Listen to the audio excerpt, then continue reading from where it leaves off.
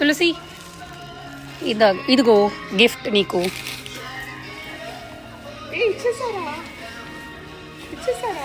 ఏమి ఇచ్చేసారా? నా గిఫ్ట్ అది. ఈ డ్రెస్ నేను last March 5th women's day షాపింగ్కి వచ్చినప్పుడు సుబ్బు నేను కలిసి కొన్నాము.